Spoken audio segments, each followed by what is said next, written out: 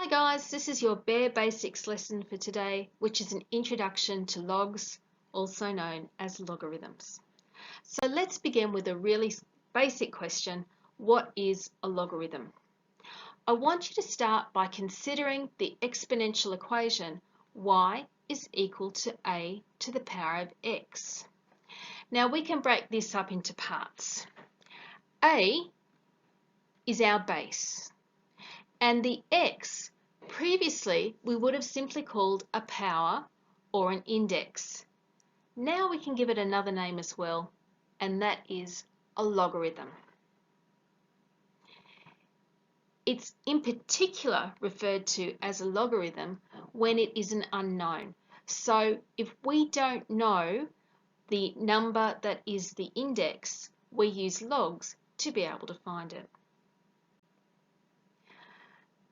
The main skill that you need to get out of this video is that you can transform your index form into the alternative form of writing as a logarithm, where we say the log of y to the base a is x. So let's have a look at how we actually write that. Now, as I said before, when we have y equals a to the power of x, a is our base. So we drop a down next to the log to be able to say the log to the base a. We put our y value here because what we're saying is the log of y to the base a is x, because that is our logarithm, so it goes on this side. Now, I know that some people are visual learners rather than actually taking into account the formulas and so on. So let me give you a visual way that you can actually remember this. Okay, so now I'm going to give you a visual way of remembering how to rewrite log notation. So begin by thinking of a triangle, and we're going to put 2 to the power of 3 equals 8 on the points of the triangle. So we have our base in the bottom left, so that's our 2, and then we have our index up at the top because it's higher. As you can see here, there's the relationship there, it's higher, and that's equal to 8. Now when we go to write this as a log, what we do is we put log in front of the 2, so we have our log and we've got our subscript there for base 2. So we end up with the log of 8 to base 2 is equal to 3.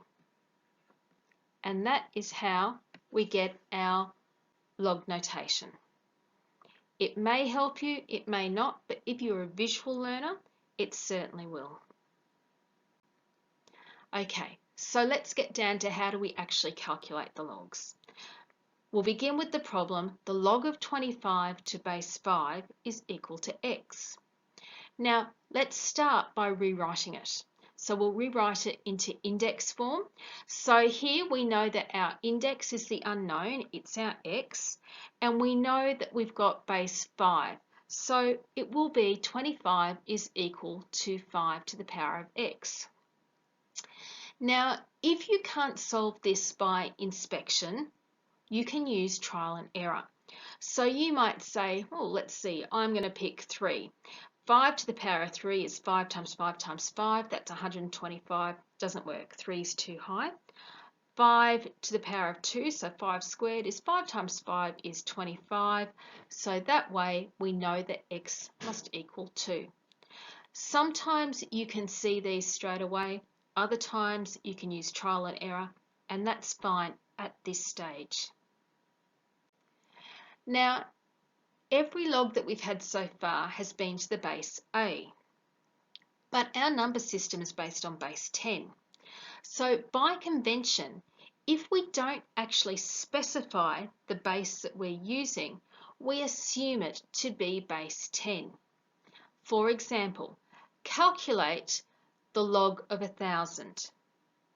Now, because there is no actual base specified there in this spot, we assume that it's 10 Therefore, we can rewrite this as 1000 is equal to 10 to the power of x.